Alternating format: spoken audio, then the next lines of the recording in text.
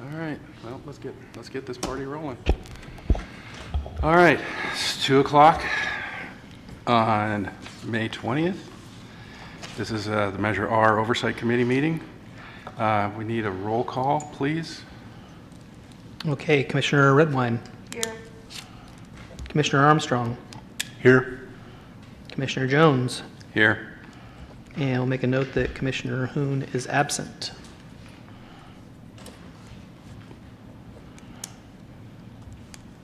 Okay, so we have enough for a quorum, so we will go ahead and get started. Is there any public comment at this time that we can maybe address? Is there anybody online? I don't think we provide online access actually for public comment any longer. No? No. Okay, that works. Okay. Now we'll go to the next one. We will be discussing the items related to the Measure R transactions and use tax on the sales tax. One will be an update on the Measure R projects. Yes, this is just a brief update as requested by the committee on 2 paving projects that were approved through the Oversight Committee previously and went to the Board of Supervisors and received approval as well. On the 14th of May, the board had an action item to approve and authorize the notice of invitation to bid on this project, approve the technical specifications and the project plans. As you recall, after the oversight and the board had approved these projects, administration went out to bid for design services. Laco and Associates was awarded that contract. They've completed the task with the completion of the technical specs and the project plans that were presented to the board at the last meeting. And as you know, it's for the projects are for the locations that is in the parking area, public parking area, just south of the sheriff's office and west of the courthouse, as well as the Veterans Memorial Building parking lot. And both of those areas are in significant disrepair. The one next to the sheriff's office, if you lose the bottom of your vehicle going in and out of that parking area, if you don't know how to maneuver through there. And the Veterans Memorial Building parking lot is pretty consistently a pond during the winter months. And so both of these projects were badly needed. And I'm just happy to say they're progressing nicely. And those plans and specs have been approved. And we'll be sending out an invitation to bid for contractors to do the actual work. Another positive note on this project was that project management services have been agreed to by our internal engineer, John Olson, who is the Public Works Director, in coordinating that with administration and our Public Works Department. We were previously looking at outside project management services, and they were extremely expensive. So this is actually a huge benefit for us to have this in-house and be able to save those funds. How much And is it? I don't know if you have any questions about the project. What's the difference in price between the outside and doing it in-house? We haven't got an actual estimate from the internal services yet, but our initial bid for outside services was in the neighborhood of $70,000. So we know it's going to be significant.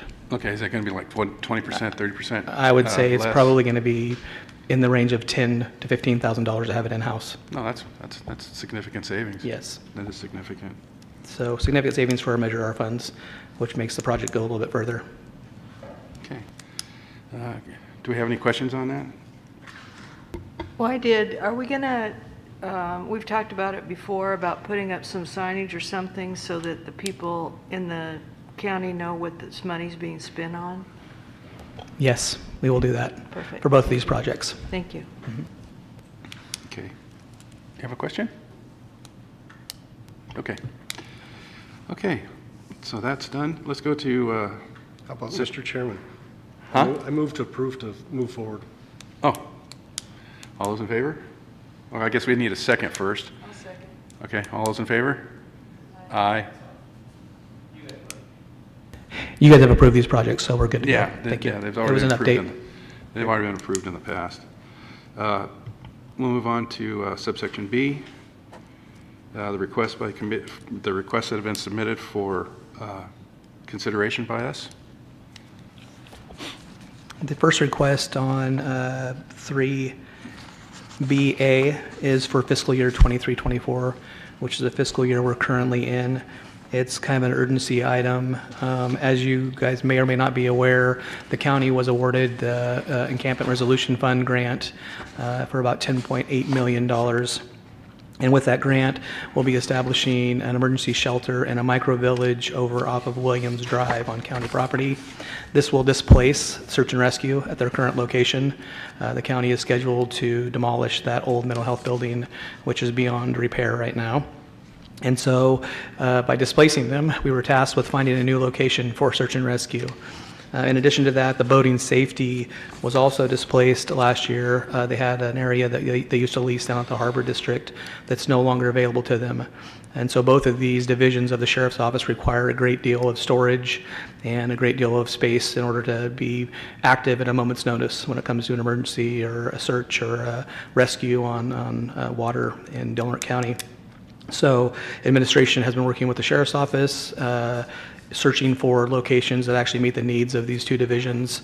We were able to locate a location on East Washington Boulevard, which is part of the old California Auto, if you are familiar with that area, and negotiated a lease, and the sheriff is now coming forward with a request to fund those monthly costs for that location through Measure R. It is approximately estimated to be about $3,000 per month with the lease costs, as well as the utilities, security, and other things that are associated with that location. Not a massive ask.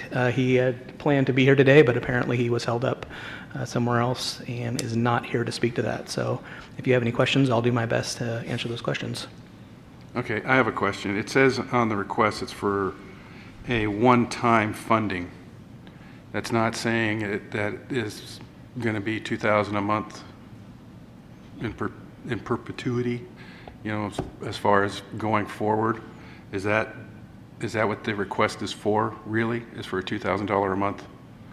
It's a one-time. Or, well, it says one time, but he says $3,000 a month. I think that's in addition. Is that in addition to the 2,000, or it's kind of, because we're, you know, my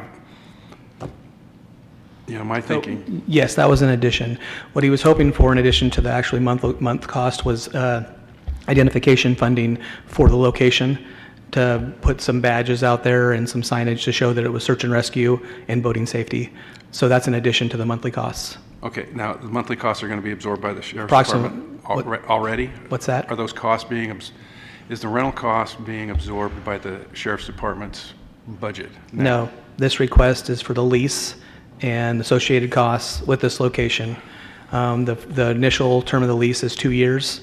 There is a caveat in the lease agreement that they can extend it beyond the 2 years if both parties agree to that. So this will be an estimated $3,000 per month plus the additional $2,000 for initial setup of the location.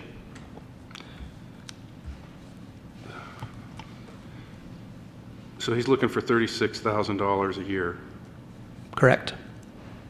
For the rentals, right? Plus the $2,000 one time for the badging. Yes. So you're looking at $38,000 for the first year and then $36,000 for the next two. Mr. Chairman. Huh? Neil, what happened to the fire station? The one on Cooper? Uh-huh. That is now owned by the city, and I believe they are planning on selling that. Prison City Fire and Rescue. I believe they're planning on putting that on the market. So it's no longer available Okay. to search and rescue. Okay, well, I have a question. If we're doing the new paving for the parking lots, isn't there a way that we can take a portion of one of those parking lots to put a structure there to house this stuff, to save, this money? That may be a consideration going forward, but right now the need is today. I understand that. The lease starts June 1st, which is why we only entered into a 2-year agreement, because of the campus over by the sheriff's office, so we can consider some other alternatives. Because he's expanding also, as well as needing detective services, task force services.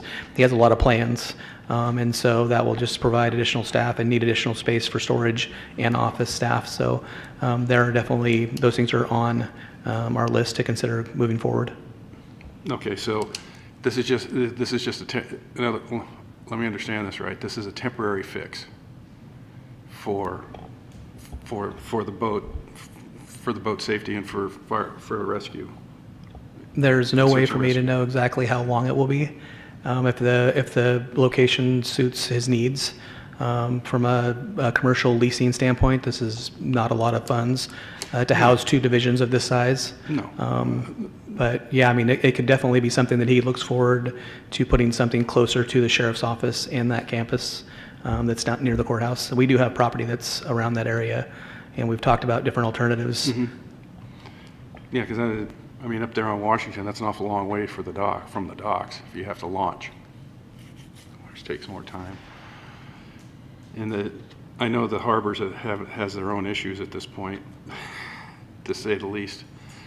But isn't there any other vacant warehouses there in the harbor that could be maybe utilized?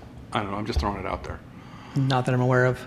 I think the sheriff has looked just about everywhere around town, and this was the one that was available and available immediately.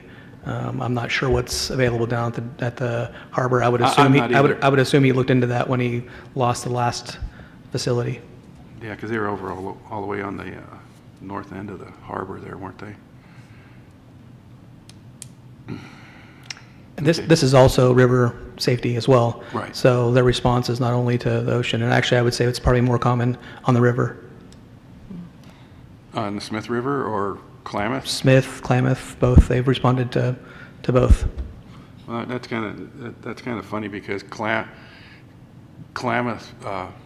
Tribal Police, they got 7 boats that are all theirs, that they patrol the river, which makes it kind of weird for me to need for the sheriff to launch into the Klamath River, because he's already got Yurok Tribal Police doing all his policing down there. Well, I can't speak to jurisdictional issues, so. Well, I'm just saying that's up to from what I yeah. know from living down there, Yeah. that's what's been happening for the last couple of years. Yep, and I'm just speaking from me working here, knowing that they've responded in that area before. Yeah, no, that's fine. I'm just bringing up information. Mr. Chairman, Yes. I recognize that the search and rescue is a vital part of emergency Oh, yeah. services in Delaware County. They also mutual aid with several of the entities, the fire departments and the tribal police. And I know that they don't have a home right now. And I think it's important that we make sure they have a home. Oh, because they're a vital part, so- I fully agree. I'm just trying to look at things Sure. down the road besides what the need is now. I think they need to have this place right now. I'm not saying they don't. Well, I'm just I- saying that there could be other places further down the trail. I would hope that as we put this money out there, that they're always looking for the solutions down the road, because if this money goes away, so does all that funding. Yeah, and that's Which I hope it doesn't a happen. possibility too. Any other discussion? Does the 3,000, does that include insurance and utilities, or is that separate? It does include the associated that's costs it. with leasing Oh, the property, yes. okay. It's still going to be owned by the private owner, so the insurance will be part of the lease costs. He provides the insurance. It's up to him to have the insurance for the facility. Our insurance would be for our property there. Okay. Okay. Any other questions, comments? Do we have any public comment? Okay, I guess I'll need a motion to approve this for the 2 years. I make a motion to approve the funding for search and rescue and the $2,000 one-time Second. payment. Okay, and that's for the 2 years. Okay. All in favor? Aye. Oh, I guess we had to have a second, I'm sorry. A second. You Oh, seconded it. I thought you did, but I wasn't sure. Okay. All those in favor? Aye. Aye. Any opposed? Okay, that motion carries.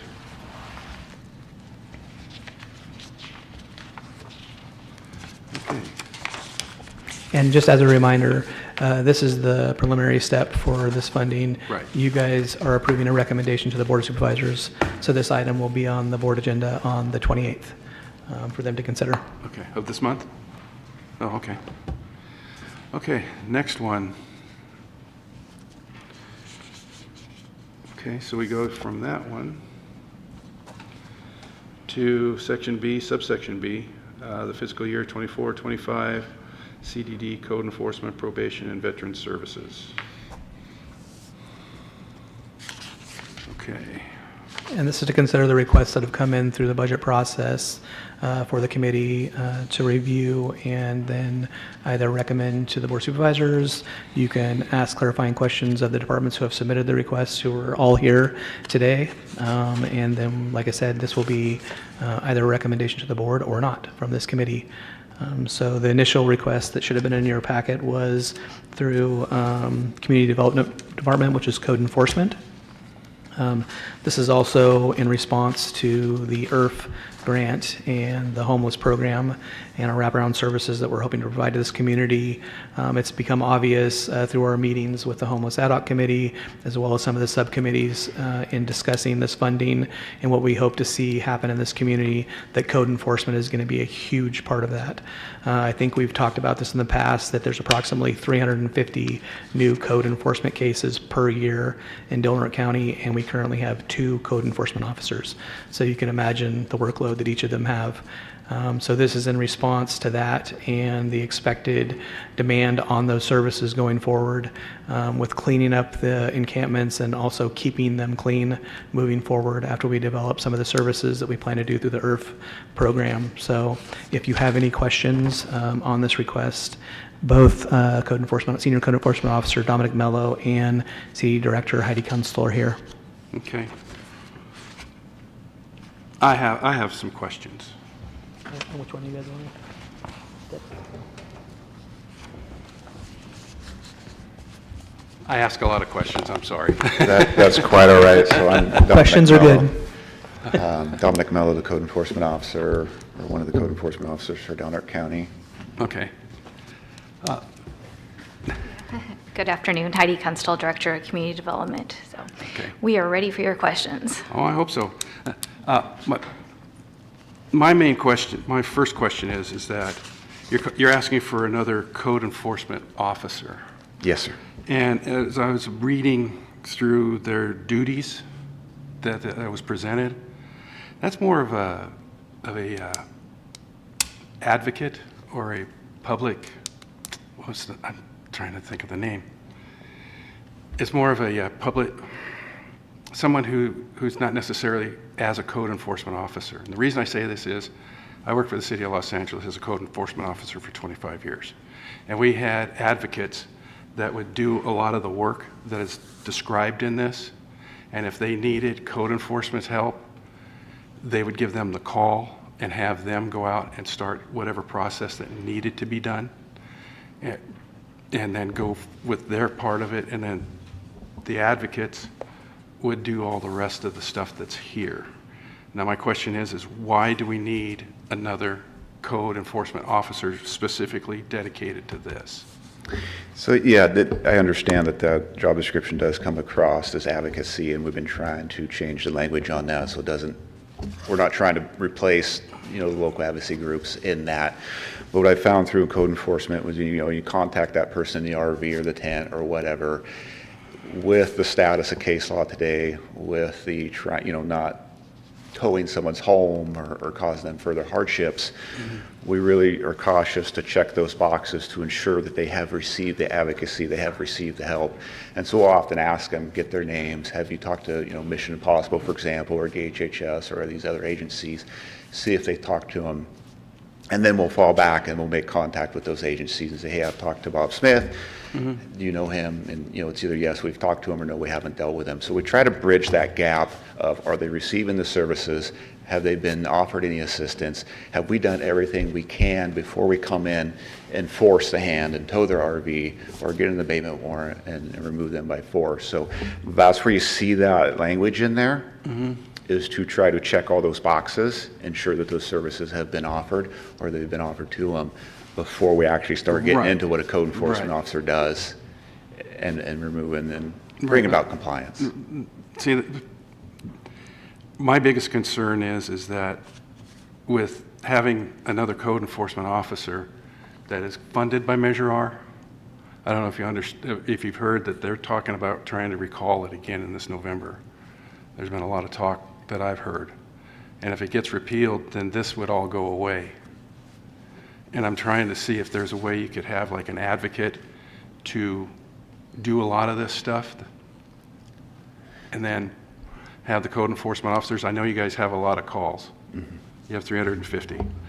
When I did code enforcement, I got 200 a month. Okay, and I had to deal with them. You can get overwhelmed. I understand that. But I'm just trying to see if there's a way that you could have somebody, not necessarily that is code enforcement itself, but an advocacy that works with both you and Health and Human Services to get a lot of that stuff done before code enforcement is actually brought out there to do the enforcement. Am I making sense? I'm trying to make sense of it. That's all. Possibly.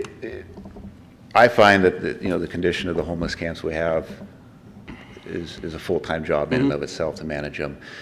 The complaints we receive in the neighborhoods, residential areas and stuff like that is a full-time job for both Officer Lopez and myself. And so we allocate the bulk of our time to the residential needs and largely have not been present in the homeless camps.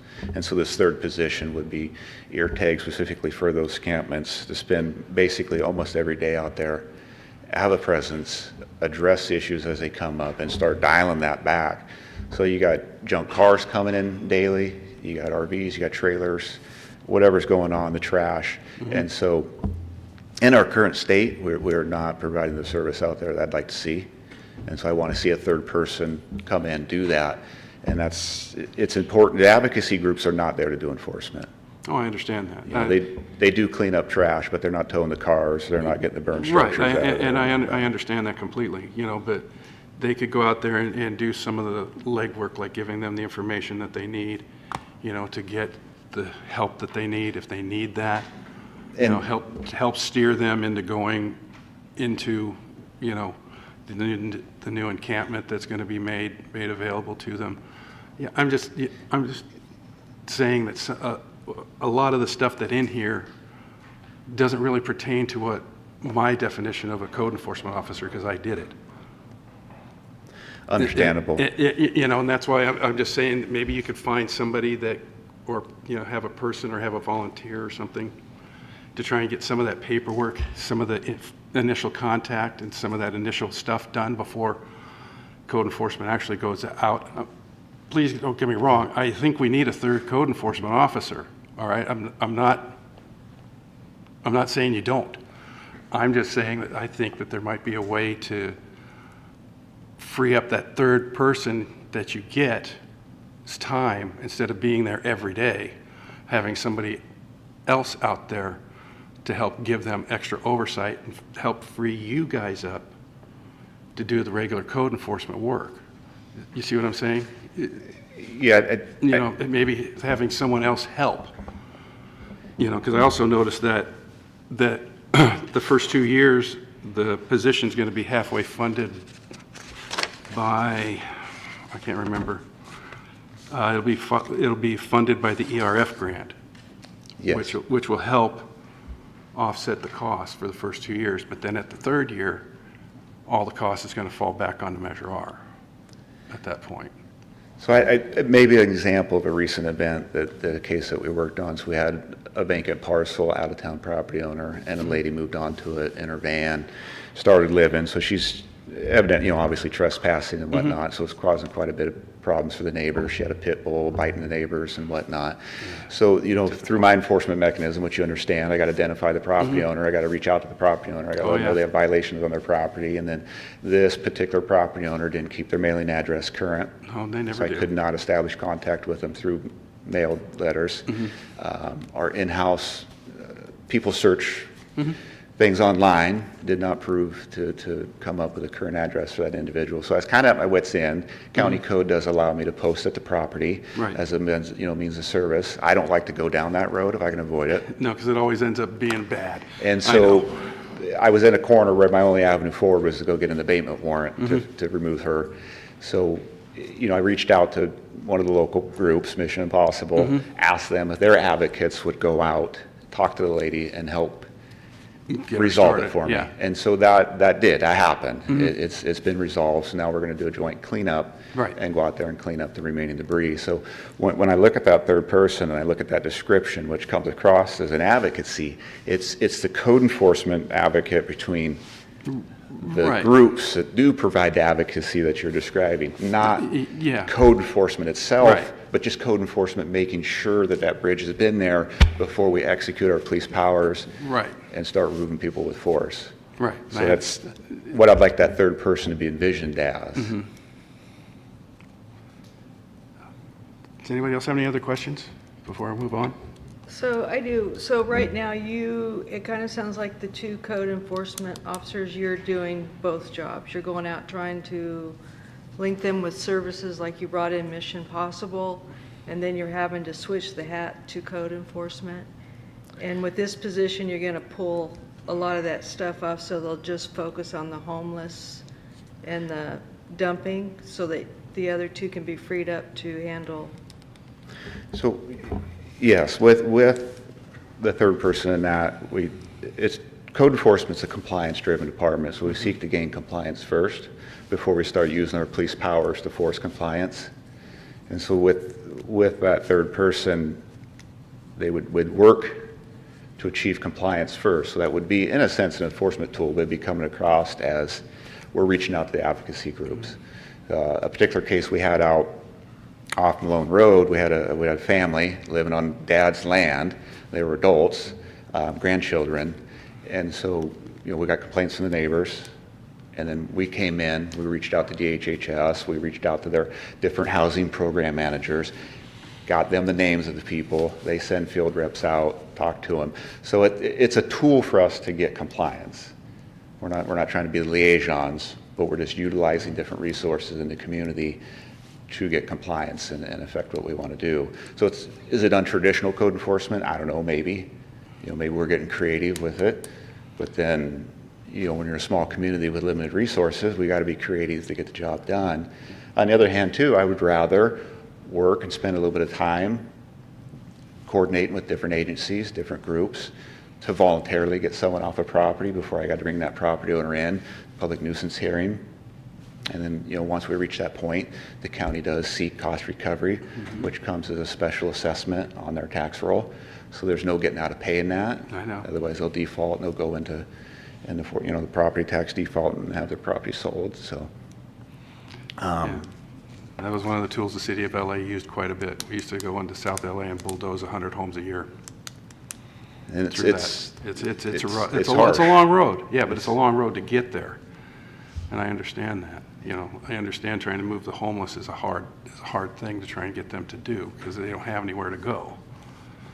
And I understand what code enforcement does. I probably have as good a knowledge of that as you do. It's if evident. not more. But the thing is that I know you're getting creative and I appreciate that and I like it. Trust me, I love it. But my thinking is I want to make sure that I don't want to have one guy tied up doing all of this when if you can get somebody to maybe take 20% of his time that would be done doing that for him and getting it started, and then he comes in and that gives him that extra 20% of time to do things that the regular code enforcement needs to be done.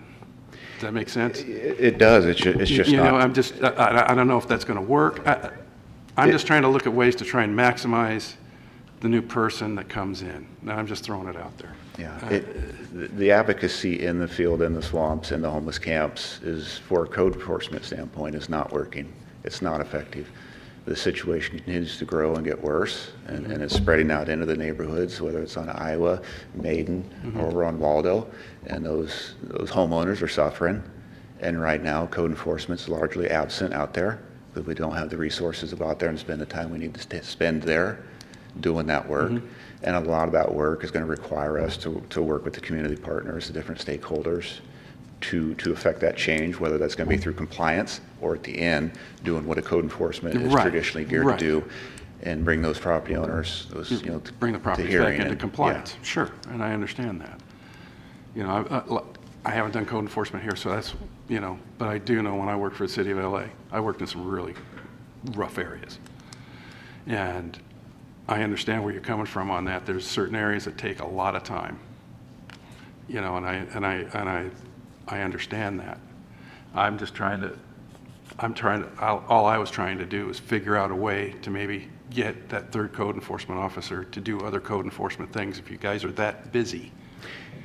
Make no mistake, that third person will be bringing things to hearing. You know. We'll be seeking to get warrants. We'll be towing cars. It's just they're going to have that emphasis to first try to make sure everything's been done before we reach that point. If we didn't do enforcement in that third capacity, then it would almost be worthless. Okay. Now, I have one other question that may be a little bit off the topic, but if you're going to have this third code enforcement person, is there going to need to be an increase in your abatement fees that you're getting now, which is $50,000 a year for your towing and, cleanup and that kind of thing? Is there going to be a need for an increase in that? So for the next fiscal year or two, I think we're sitting good with funding for abatements. So the Community Development Department, we've been assertive in receiving Cal Recycle grants. So we currently have a legal disposal site, a grant right now, about $160,000 in that to do cleanups. It is ear tagged for 3 project sites, one of which is towing abandoned RVs and travel trailers countywide. So there's approximately about $50,000 sitting in that. And then we do have the abandoned vehicle abatement fund, which is around $22,000 a year available to us. And then the county does chip in out of the general fund and gives us a decent amount of funding there.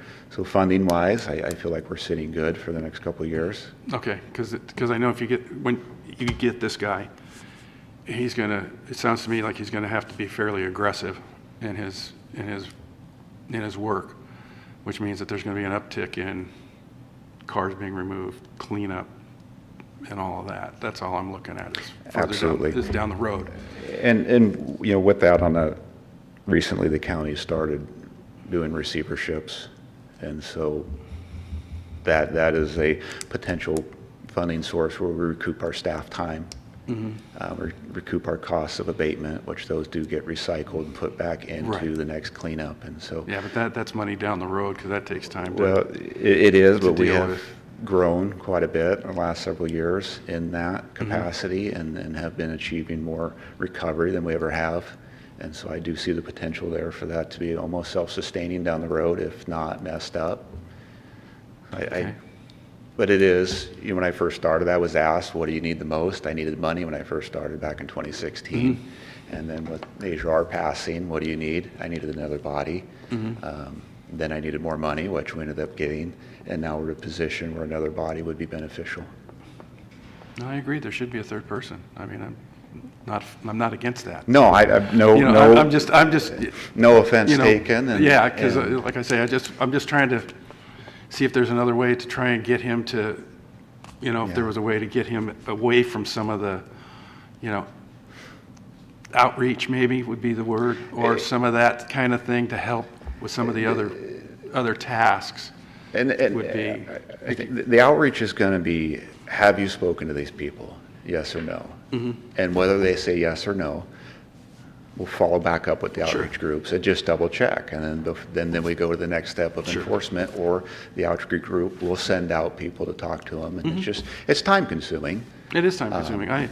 But I think it's trust important. Me, I know it's very time consuming. When we go and we would bulldoze a home for non-compliance and the homeowner wouldn't deal with it to recoup our money, we would go in there and it would take 18 months on the quick side to get it leveled and get it put up for auction. Okay, we'd auction it off. Commissioner Jones, Yes. if I could really quick, this is not going to be isolated to homelessness and the encampments. We have the funding, which is $40,000, which partially offsets this position. The need's been established based on the ad hoc committee and all the research that we've done locally. We know the demand for services out there is going to be beyond the capacity of the 2 individuals we have now. But it doesn't mean that he's going to be out there in that one location and in our encampments only. There is still funding coming from Measure R for code enforcement. Okay. And so, that'll definitely Yeah. be done. Yeah, that's all my concern was, is I want to make sure that, that this person, because the way it was laid out in here was, when I read through it this morning, it was like, it's more of an advocacy person for the most part, until it got to, where he finally gets into doing the actual code enforcement. When I worked in code enforcement, I would do outreach, try to talk the people into a compliance. And then if they didn't do it, then you go to the next step and the next step and the next step. I think it was just based on acknowledging the crossover duties we could see from Mission Possible and all the advocacy groups to our code enforcement, and realizing that these are going to have something that's going to have to be blended together in order for this to work. And that's why we requested this additional position, because I think Heidi, through the department head, and Dominic himself, realized the demand that was going to be put on their office, and having this funding available through Health and Human Services just made it more of an option for us to come forward with this request. And like I said, I'm all for it. I just, like I said, the way it was looking to me when I was reading this, it wasn't quite what my definition of code enforcement was. Do we have any other questions? Yes. I'm all for and optimistic about the micro home village coming up. I think it's a step in the right direction. And this is a piece to the puzzle, because homelessness is a huge issue that doesn't have one answer. The question I have, though, is down the road, a year from now, 2 years from now, if this isn't quite working as it's outlined here, or is this person going to be redirected back to code enforcement? I would say yes, and that is the intention, that if the homeless camps and those duties does not consume that person's time 100%, then they'll be allocated to traditional code enforcement projects. So one of which I was hoping to actually be aggressive on when we received the second code enforcement officer is the site distance setbacks. And like the Birch Track, our intersections are horribly overgrown. They're nowhere near code, and we just did not have the time to go street by street and initiate the enforcement of all of them.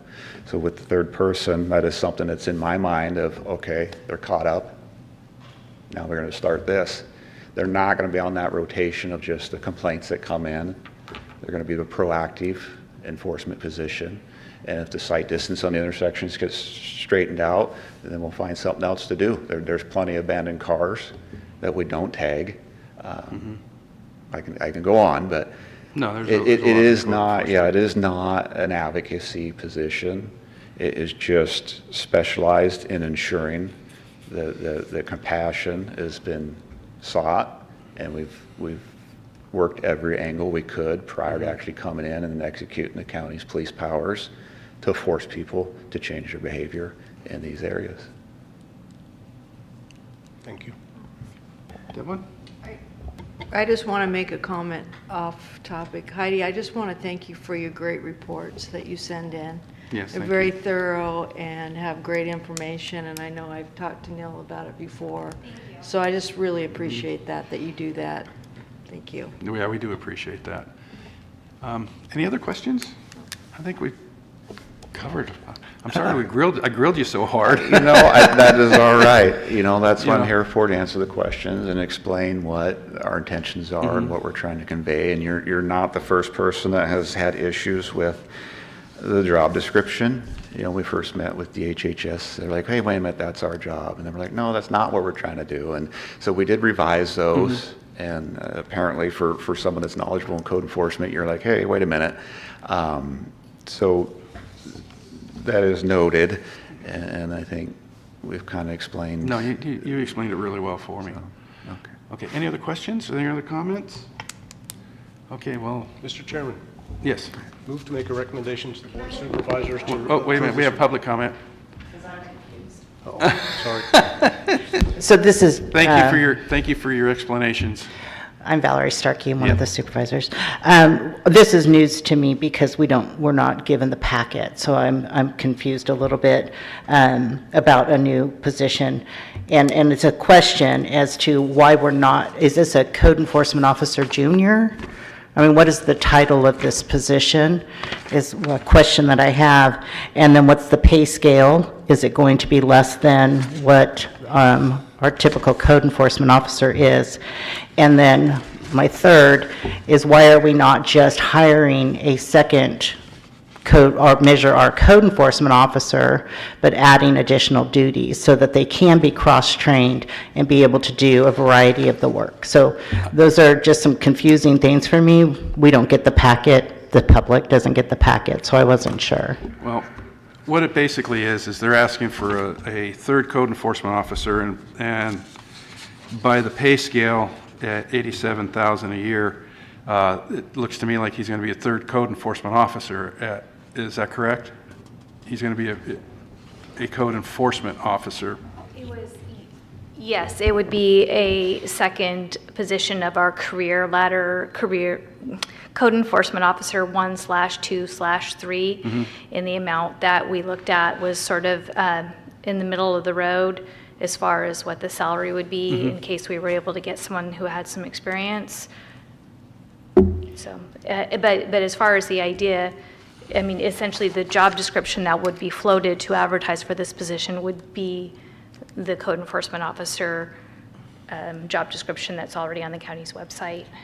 Oh, okay. We would explain that this would be the focus of it, but I don't think there was any intention to actually change the job description. Or the job title. Yes, that's correct. Okay, so what you're saying is that the reason why you want to have this third code enforcement office is for that advocacy and outreach to the public. It's not to have a code enforcement officer with a new job description. I guess I'm just very confused. Well, that's why I was confused. Yeah. You know, I think what we want to have this third position to do these duties, but they would be under the umbrella of that existing job description. They would essentially be a code enforcement officer with this specialty Right. or special set of job duties, but we wouldn't revise the job description. So the minimum qualifications would be the same? Yes. Okay, that's all I wanted Yes, to know. thank you. yeah, because that's what I was looking at when I was reading the job description. So, okay. Any other questions, comments? Any more public comment? Okay. The one thing I'd like to clarify for the commissioners as well as the public is that the funding, as stated in this request, is partially offset by funding from DHSS. If the funding mechanism should change at all, it would come back before this committee and the Board of Supervisors. The same as all of these recommendations that you may or may not approve today, they will also be going forward to the Board of Supervisors for final review and consideration. Right. But, all right. But with that, it says that the EFR grant, that has to be spent, the monies have to be expended within the first 2 years, is showing that the position cost of $40,000 will, for the first, way I'm reading it, unless I'm reading it wrong, for the first 2 years is going to be a $40,000 a year offset for the first 2 years. That's the current commitment, correct? And then after that, everything is going to fall back onto the Measure R. We don't know that yet. I mean, in order to sustain the facilities out there, they're going to have to get additional funding, and we're hopeful that funding for this position will continue as well. But as of right now, it's a 2-year commitment. So, okay. Any other questions? So that means this is only for 2 years? How about the Measure R funding, how long? So It will be brought back to this committee once the funding changes. 2 years, there's not enough money then to come back to the committee for the additional funding? Well, I think what it is after the first 2 years, it's going to come back to us to say that for us to approve the full funding for the position. Is that correct? Not completely. It would depend on the department head's plan for that position. This is the process that goes through the budget on an annual basis. If the position was not funded fully, it would be up to Heidi to bring back something to the board or to the committee initially, whether or not she wanted to keep this position and have it fully funded by Measure R, or if she had another idea to offset the cost through regular general fund dollars, if it was additional grant funding received through Health and Human Services for the homeless encampments and keeping those patrolled and cleaned up. So there could be a number of alternatives that come forward in the next 2 years for funding this position long-term or offsetting it long-term. How do I say this?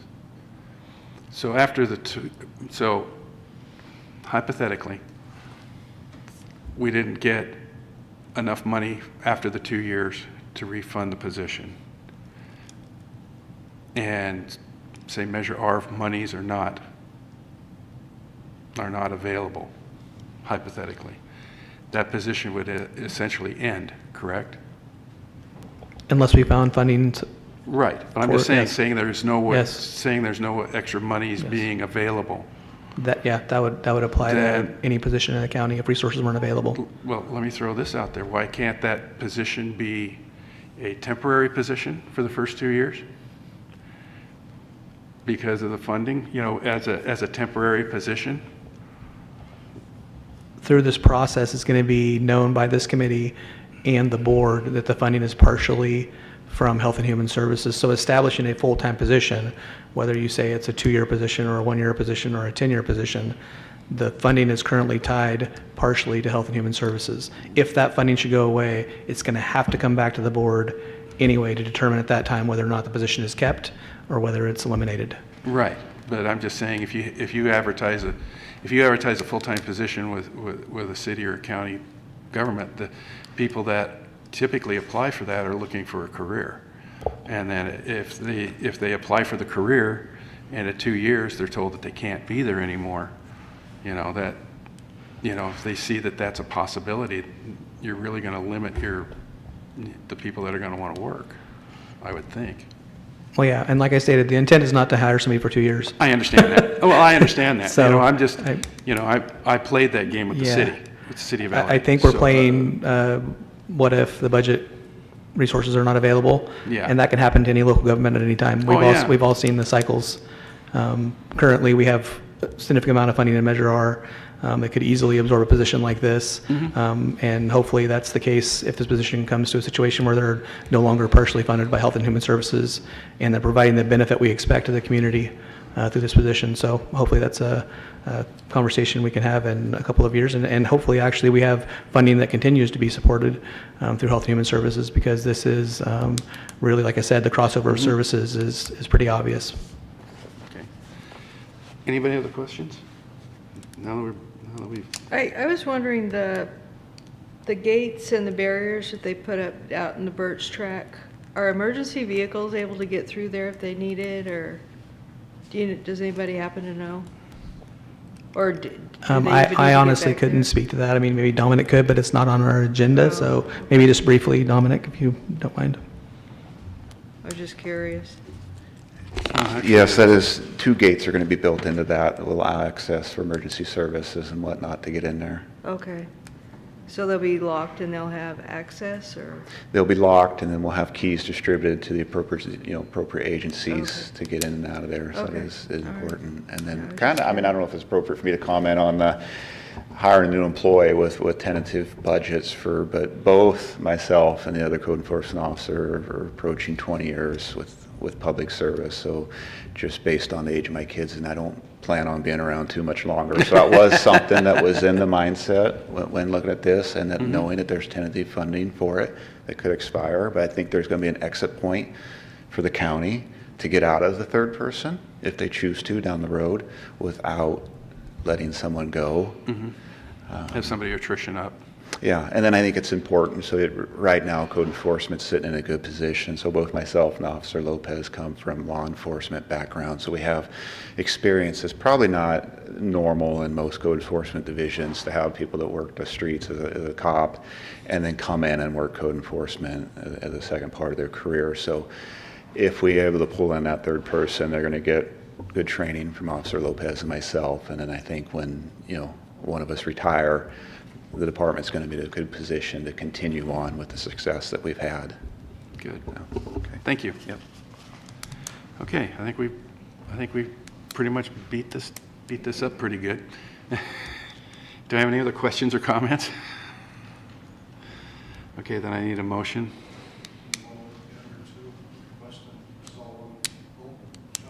This is supposed to be all in one shot. It's up to the committee. If you want to take them each individually, that's fine as well. What would you prefer? Do you want to do it as a package, or I think, well, it was presented as a package. I think it should be, they're individual requests, though? I mean, each department is individual, and Well, then it's let's a do consideration it. by the committee for each of them. You're asking if we want to approve all of these requests? I'm asking if you want to take them all up at once, or if you'd like to take them up individually. It makes more sense individually, actually, because they Yeah, are that's what I was individual thinking. requests. because that way, So if you want to if for address some them. reason we decide not to Right. approve one, Correct. we're not locked in. I guess what we need right now is a motion for a new code enforcement position that will be mainly for the homeless encampments. Mr. Chairman, I make a motion to recommend to the Board of Supervisors to approve this position request. I'll second it. All those in favor? Aye. Any opposed? Okay, that motion carries. Okay, the next item is a request from the Chief Probation Officer. It's a request for two items through Measure R funding. They are both one-time purchases. They pertain to the Youth Opportunity Center. One is for a side-by-side commercial refrigerator.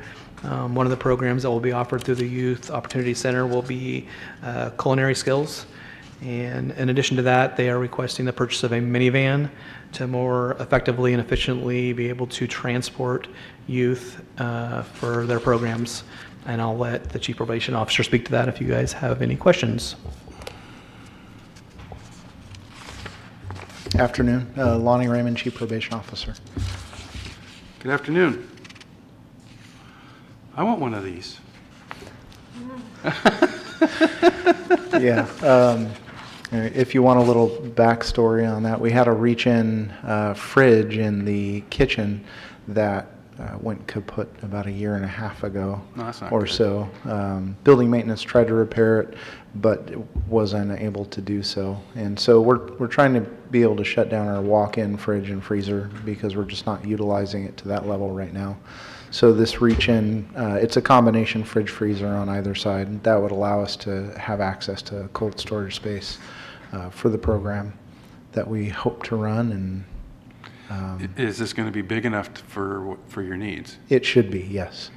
As we move along, if the program grows more than we anticipate, and we start offering multiple iterations of that, we'll just have to make the decision on whether we fire up the walk-in again to take care of that need. Okay. But I would expect that this will be able to serve our needs for quite some time. Okay.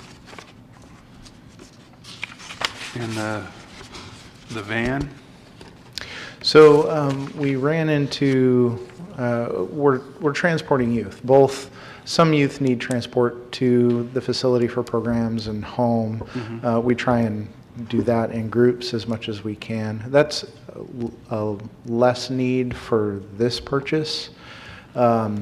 Where we do run into a significant issue is when they're taking kids out to do community work service in different forms and fashions.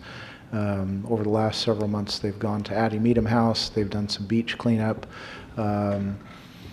trail cleanup, things like that. And so when you have a group of kids doing that, the vehicles we've purchased have been more sedans and smaller SUVs with drivers and rear passenger, but not multiple passenger seating in the back.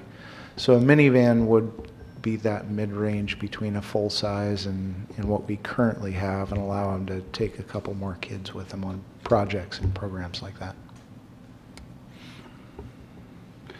What's the difference in price between a minivan and a regular full-size van? Is there a big price difference between the two? Honestly, I don't know. My staff spec'd it out, and with the help of the county budget team, actually, because most of the time what we look at is the cost for upfitting a vehicle, because we're putting equipment in it. In this case, $45,000 would be more reasonable. We were thinking it'd be more expensive, but that's more reasonable for a minivan. I can't tell you what a full-size passenger van would be. The only reason I'm asking is because minivans will typically seat, what, 6 6 people? 6, 7, yeah. 6 to 7, where a full-size van will fit, what, 10 to 12? Depending on which size you buy. Because I know, what was it, a year and a half ago or 2 years ago, we got a full-size van for the sheriff's department, but he had to have all the, stuff put in there The for the inmate, yeah. custodies. And Yeah. it cost, what was it, 90,000, I think it was? Right. Was it 90? We were actually a part of that conversation because we were talking about giving them our transport van because it was an older Ford model before they transitioned to the Transit. Right. And getting a smaller one for ourselves because we didn't have the need for the full-size van. And we had a heck of a time actually locating one. Really? So, yeah. So, but that's been several years back. So, because that's all, I was thinking about that, because I think it was what? I'm trying to remember what it was. I'm an old guy. Because I remember it was quite a bit of an expense for them to do their upgrades Yeah. for that. And I'm trying to remember what the base cost was for that. I don't remember. But I'm just thinking, if you had a big full-size van, Right. Be able to take a few more kids. well, Yeah. yeah, and it'd actually be, I think it would be better money better spent for a bigger van over the long term myself. But any other questions? Anybody have any questions, concerns? Any public comment? Thank you. Thank you.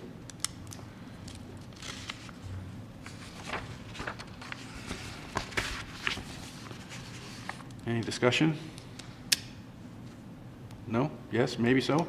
And then, Mr. Chairman, Yes, sir. make a recommendation to recommend to the Board of Supervisors that this request pass.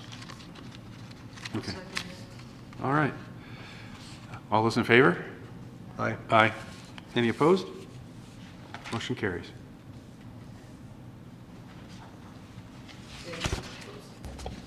Which brings us to our final request on today's agenda, which is a request for the expansion of the Veterans Memorial Cemetery. Currently, it's estimated that the cemetery will be at capacity in less than 2 years. The requested expansion would be for 1,000 new plots. That's the estimate. And this is for an irrigation system that will service the new piece of property available for these plots. And I have the County Veteran Services Officer here, Ramsey Williamson, if the committee has questions for him. Okay. Good afternoon, Ramsey Williamson, County Veteran Service Officer. Glad to meet you today. You as Thank well. you for coming. Thank you. I was looking over some of this stuff, and it looks, like it's a good need for me. It looks like a decent need. I agree. I really don't have any questions other than is the $60,000 what you figure it's going to be, or is that what a contractor has? So Jerry Cochran, he reached out to one of our local plumbing contractors and had him put together a rough estimate to include materials, labor, and the 60,000 is a little higher than what was estimated just because of inflation and higher labor costs that could come about by the time the project is actually underway. So that's where the 60,000 did come from. The estimate originally was, rough estimate was 54,500. Okay. Any questions? No, if this comes in lower than 60, that's all we pay anyway, right? That's correct. This is basically going to be a recommendation to the Board of Supervisors not to exceed $60,000. So you're approving up to that amount. Okay. Okay. Any other questions?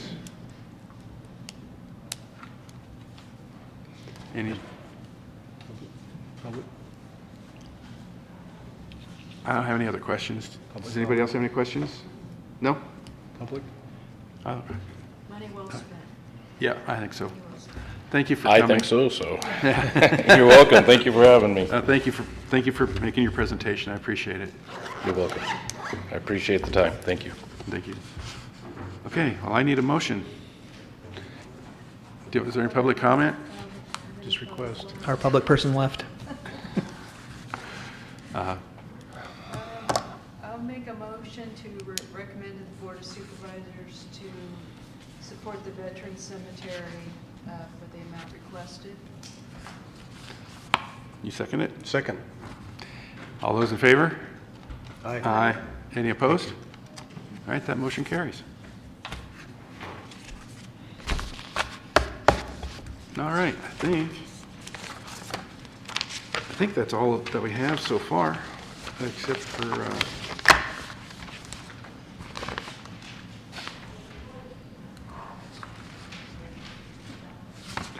all right, I think we're moving on.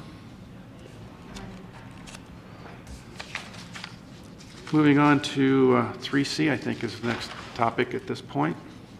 I'll measure our visits. Yeah, our measure our visits as requested.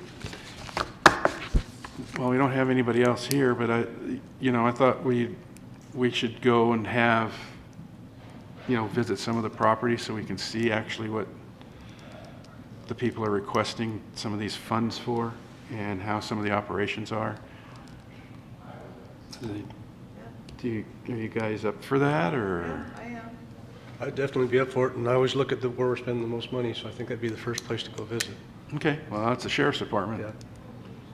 So I guess we can go, if we can get a hold of Garrett and have something set up to where we could go make a trip Nickel there. tour.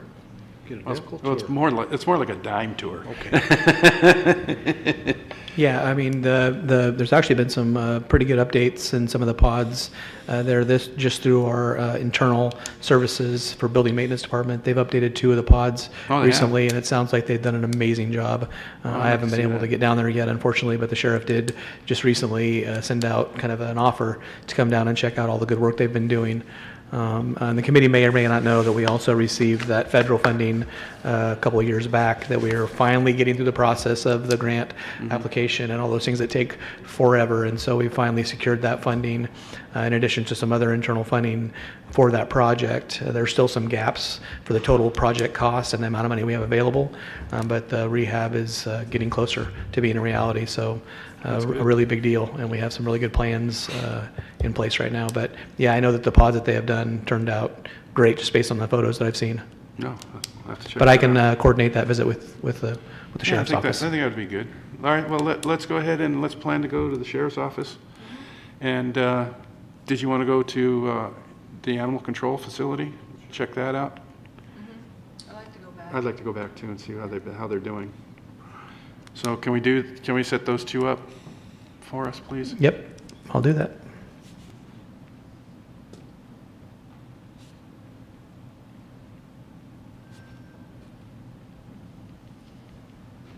Did they get the police cars? Yes, Yes. yes, they're being up. There's this one, well, I'll go off topic a little bit. Did you see this one that was sent? I got this. It's from the sheriff's office where they got their radios. They got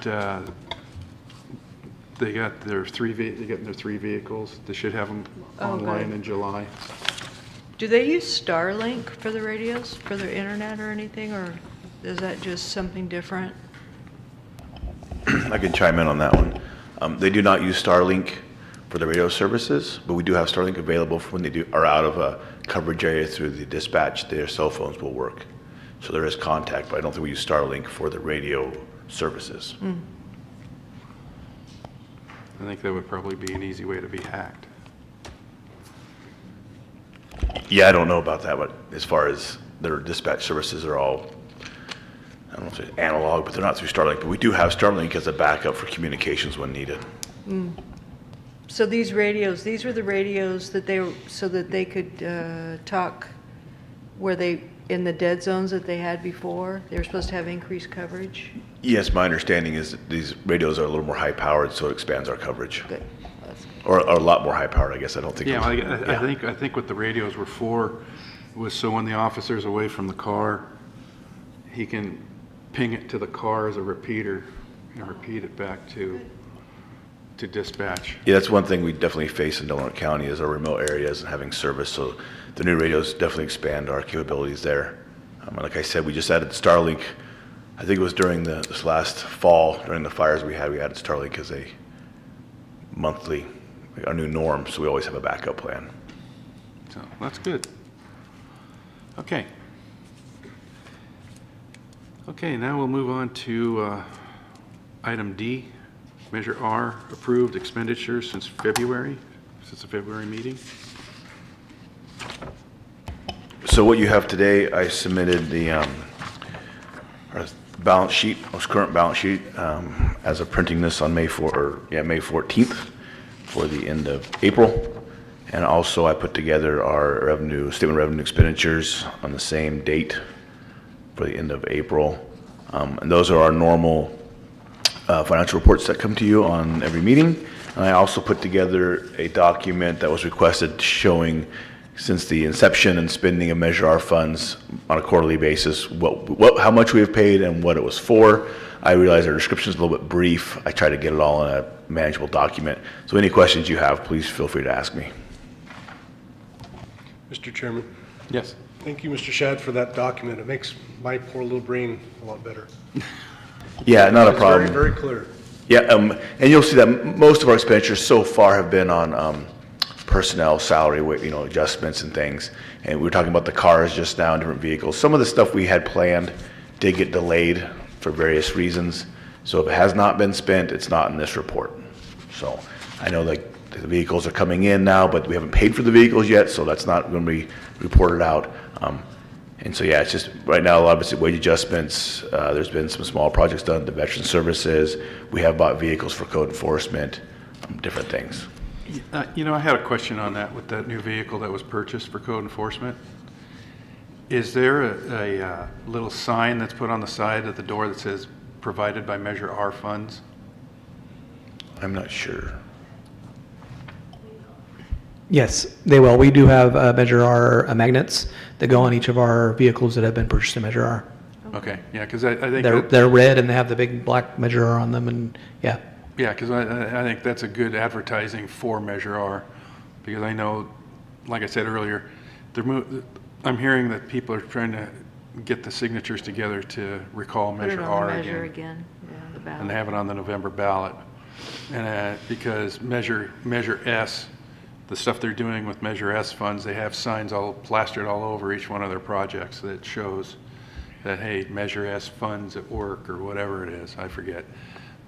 And people aren't seeing what Measure R is doing other than us here and whoever looks through, our meetings. Yeah, but I mentioned this in a recent meeting when we talked about Measure R, and unfortunately, services aren't something you can see, but they are essential, and the Right. county provides massive amounts of services to this community through law enforcement, code enforcement, animal services, and that's where the vital services through Measure R funding comes from. And yeah, it's unfortunate, it's not a new building, it's not a new sidewalk, it's Right. not something that people can actually see. Hoping the paving projects, as Commissioner Redwine pointed out, we will have Measure R signage around those projects. There are also some other capital projects like the jail. If we need gap funding, that could be a critical use of Measure R funding. Our Pike Field, which is used by thousands of people every year, from teens to youth to adults, for recreation activities in our community. So all those types of things that could come forward through a Measure R funded project. So there's definitely things on the horizon. And we've mentioned to this committee before, we're trying to establish a fund balance so you can actually have Right. some Have funding available. Have some Yes. revenue and backup in case something happens, and I understand that, but a lot of the public, they're going, where's that money going? It's just getting collected, and what's happening with it? And I tell them what's going on, and they're like, oh, okay. But that's just, a few people. And, having a sign put on the vehicles, like the new sheriff's vehicles that are coming through Measure R. they can have a little, when they make their decals, just have a little decal on the bottom provided by Measure R. Because I know when I lived in the city of Santa Clarita Valley, the city of Santa Clarita, when they incorporated, they were contracting the sheriff's department and the county fire, but they had their city logo on the sheriff's vehicles, city logo on the fire vehicles, so they could see where their tax dollars were going. So, and it was a great, and it, for whatever it is, $100 or $200, whatever it is, it's a great advertiser, because people see that all the time, all over the city. It's not just in one spot. That's why I keep pushing it, just so people can see it. If they see it, then they understand. So, anyways, back to the budgeting. I'm just curious, did they fill that empty dispatch position? I know last time there was an empty position open. I believe it's currently vacant still. They have 5 out of 6 filled, so the 6th position is Measure R. And so unless that position is filled, there's not funding being transferred to that. Clint may have more of an update, but I think the last I heard, it was still vacant. Oh, okay. Yeah, that's kind of how it works, is if there's a 6th dispatcher filled, then Measure R funds it. If we get a vacancy at all in dispatch, that becomes the 6th is vacant. So the person may have been hired, employee may have been hired as a 6th dispatcher. If one of the other 5 were to move on, resign, retire, that becomes one of the 5. So we would stop funding that position. So currently it's not filled, but that's not to say that the person that was hired originally through Measure R is now not absorbed in another position that's funded by the general fund. So it definitely is a benefit to have that position. We're working on getting it filled, but also builds in a bit of a layer in case there's someone were to leave, we'd not decimated in dispatch. So it currently, last I checked, it has not been filled. Okay, thank you. Looking at your figures too, and budgeted versus what's being spent, you just explained all that. So, but budgeted for positions and wage adjustments were right at about 1.1 million annually. I have one other question. On the vehicles that are supposed to be be technically brought in July, is that going to be on this year's report, or are they going to go on next year's report? That's going to depend on when we make the payment. If they're coming online in July, then it'll be accounts payable. It should be on the June 30th, would have those costs in the report. If something were to happen and those vehicles were not paid for until after the end of our accrual period, which is 90 days, so it would have to be, end October, then it would be next year's report. But we should see those on this year's report. Everything goes smoothly. Okay. But again, I don't make any reports. If there's no money being moved, then I don't put it on the list. Right. Okay, do we have any other questions on this? The $15,000 that was given to the motion picture collaboration between Humboldt and Del Norte, I think the supervisors approved. Did that money come out of the general fund? Yes. Okay.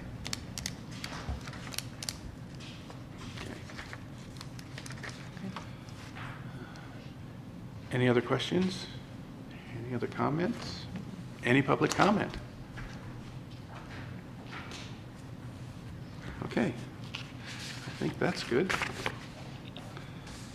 All right, we're on to section 3, letter E.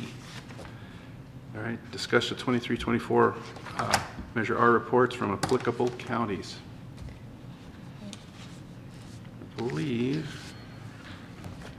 Yeah, this is just a discussion item. This is the annual reports required by the resolution establishing the Measure R Oversight and Advisory Committee. It also is the information that is used to develop your report for year end. And as written in the resolution, that can be either through a written report that's compiled by this committee, or it can be presented orally to the board, which this committee's done the last couple of years, or it can be both. I think that they also provided, you guys have provided a written report as well as an oral report at the meeting when the recommended budget is considered by the Board of Supervisors. So it's an either or it can be both, and you've chose to do both in the last couple of years. I think we should still do both, because that way when it's read into the report, then people see that, because a lot of people will watch online later and not read all hyperbole that's put into all the minutes. So I think we should do that. And to that end, we're going to have to probably have another meeting. When do we need to have that in? I forget. It's supposed to be considered on the recommended budget to the board, which is typically the second meeting in June. This year, that may or may not be the case. We've been told just recently that one of our board members is not going to be available on the 25th. And so we've kind of changed gears a little bit. It hasn't been formally decided on whether or not we're going to try to present that to the board in June 11th, which kind of puts a crunch on this committee and the report. So Yeah, I think it still could be done in June 25th, which is still in this fiscal year and prior to, of course, the adopted budget for the county fiscal year 24-25 won't happen until September.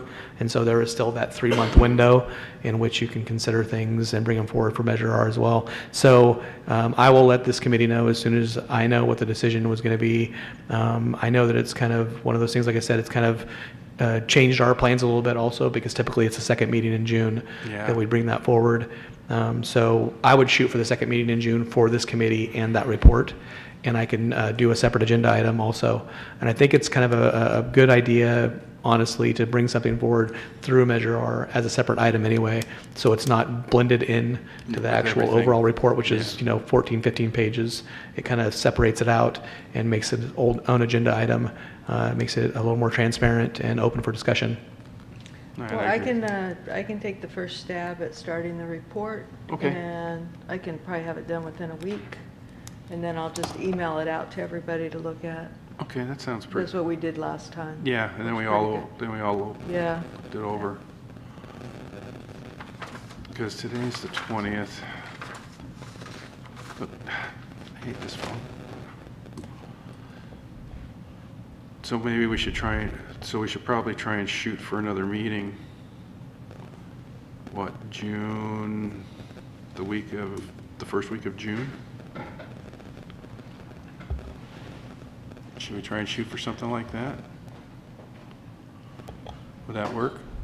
That'd be June 3rd to 7th, 3 to 7 of that week.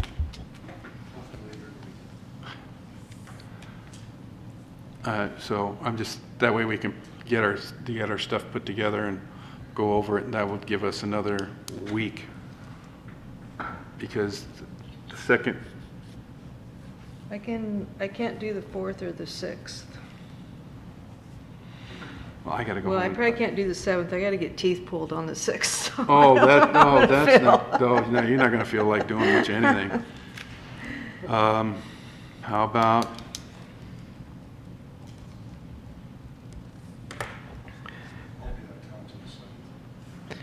all right, well then why don't we try and work on, the second week? If we're shooting for the meeting on the 25th for the Measure R presentation, we could always do a meeting following that board meeting on the 11th.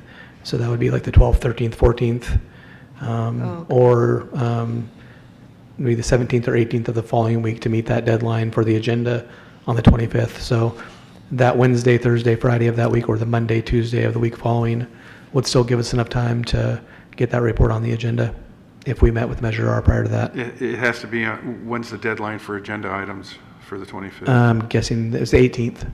The 18th, that's yes. that's the week before. Yes. That's gonna be rough. What about the 12th, 13th, or 14th? Well, I'm looking at the 12th through the 14th, but if we have any issues or changes or anything, we still should have to have another meeting, or at least go through email and do the approvals of the email. We could do it through email. We can do it through the email if Corrections if there's any other corrections that need to be made. And then have it printed up so I can Well, I mean- make the presentation then. This report is your annual report based on the reports submitted by the departments. Whether or not you want to have a meeting to discuss that is fine.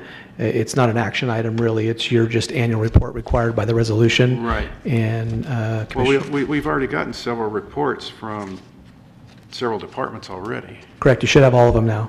Those So are we all should of the have- we should departments have that them all, so currently. we can go over them right now if you want to. It'll only take a few minutes. Have you read, have you read them all? Oh. Okay. Again, we don't have a problem at all if you want to set up another meeting on the 12th, 13th, or 14th.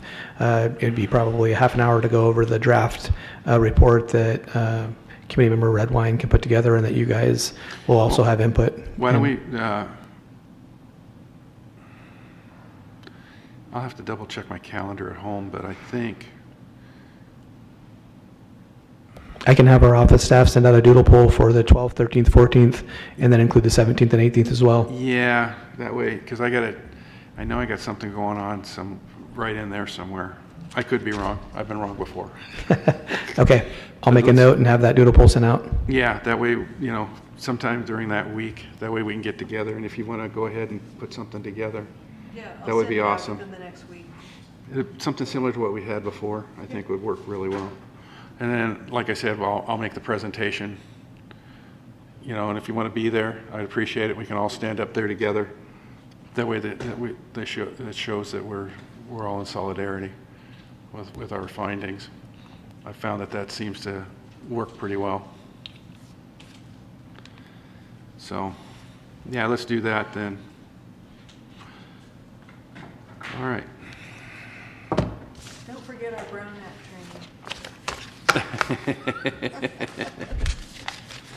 Okay, is there anything? education. Is there anything else that we need to discuss at this point? We're not going to go over the reports because we all haven't had time to look at them yet, so. Well, I mean, that's, another need for the meeting. I can address any questions Right. at the next meeting also. Give you a chance to review them and we can address any questions then. Yeah, that sounds good to me. So we'll just go ahead and we will, without anything else, any other questions, comments, anything earth-shattering we need to discuss? All right, that being said, we need a motion to adjourn. Motion to adjourn. All those in favor? Aye, aye, aye, aye, aye. All right, thank you all very much. Thank you.